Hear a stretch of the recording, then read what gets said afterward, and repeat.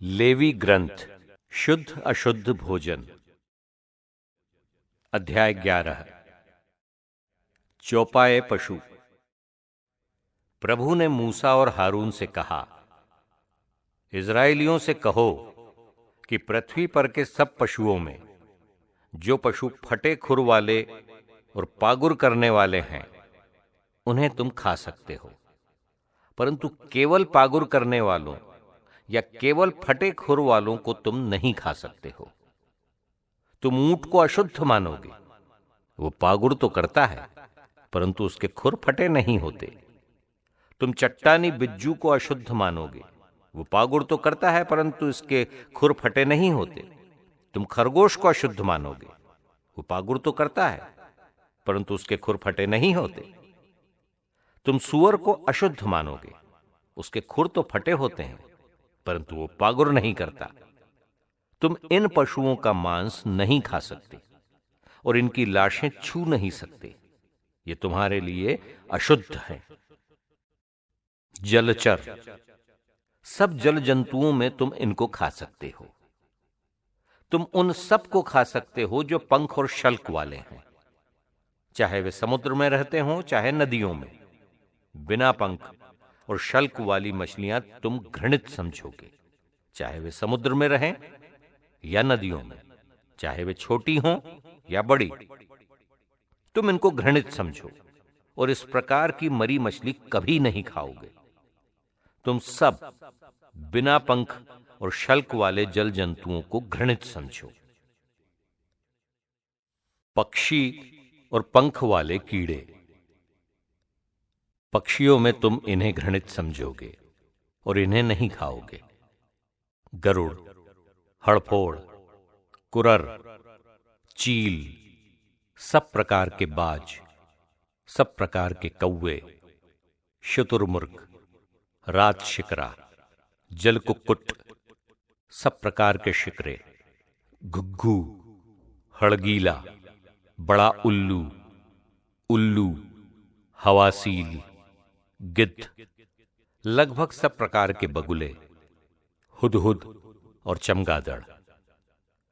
तुम सब पंख और चार पांव वाले कीड़े को घृणित समझोगे, परंतु तुम उन पंख और चार पांव वाले कीड़ों को खा सकते हो जिनके पृथ्वी पर कूदने के पैर होते हैं, इसलिए तुम इन्हें खा सकते हो। सब प्रकार की टिड्डियां, सब प्रकार के सोलाम टिड्डे, सब प्रकार के हरगोल टिड्डे और सब प्रकार के हागाव टिड्डे, शेष सभी पंख वाले कीड़े जिनके चार पैर होते हैं तुम्हारे लिए घृणित हैं। तुम इन पशुओं के स्पर्श से अशुद्ध हो जाते हो। जो इनकी लाश का स्पर्श करता है वो शाम तक अशुद्ध होगा। जो इनकी लाश ले जाता है वो अपने कपड़े धोएगा और शाम तक अशुद्ध होगा। जिन पशुओं के खुर फटे नहीं होते और जो पागुर नहीं करते तुम उन्हें अशुद्ध समझोगे। जो उनका स्पर्श करता है वो अशुद्ध हो जाता है। तुम चार पांव वाले पशुओं को अशुद्ध समझोगे जो अपने पंजों के बल चलते हैं। जो उनकी लाश का स्पर्श करता है वो शाम तक अशुद्ध होगा। जो उनकी लाश ले जाता है वो अपने कपड़े धोएगा और शाम तक अशुद्ध होगा। वे तुम्हारे लिए अशुद्ध है। भूमि से सटकर चलने वाले जीव जंतुओं में तुम इन्हें अशुद्ध समझोगे। नेवला, चूहा, सब प्रकार के गोहे, छिपकली, अग्निकीट, टिकटिक, सांडा और गिरगिट। तुम भूमि से सटकर चलने वाले सब जीव जंतुओं को अशुद्ध मानो। जो उनकी लाश का स्पर्श करता है वो शाम तक अशुद्ध है। जिन चीजों पर उनकी लाश गिरती है, चाहे वे लकड़ी हो, वस्त्र, चमड़ा या टाट हो या उपयोग में आने वाली कोई वस्तु, वे शाम तक अशुद्ध हैं। उन्हें पानी में रख दो और वे दूसरे दिन शुद्ध होंगी। यदि उन जंतुओं में कोई मिट्टी के बर्तन में गिरे तो उसमें जो कुछ रखा होगा वह अशुद्ध हो जाएगा। तुम वो बर्तन फोड़ डालोगे।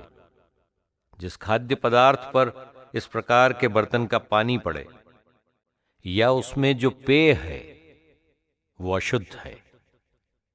जिस किसी चीज पर उनकी लाश गिर जाए वो अशुद्ध हो जाएगी। तुम ऐसी भट्टियां या चूल्हे तोड़ दोगे, वे अशुद्ध हैं और तुम उन्हें अशुद्ध मानोगे। केवल सोता या पानी का संचय करने का कुंड शुद्ध माना जाएगा, परंतु जो उनमें पड़ी हुई लाश छूता है वह अशुद्ध हो जाता है। यदि ऐसी लाश बोए जाने वाले बीज पर गिरती है तो वो शुद्ध रहता है, परंतु यदि बीज पानी में भीगा हो और उस पर इनकी लाश गिर जाए तो तुम उसे अशुद्ध मानोगे।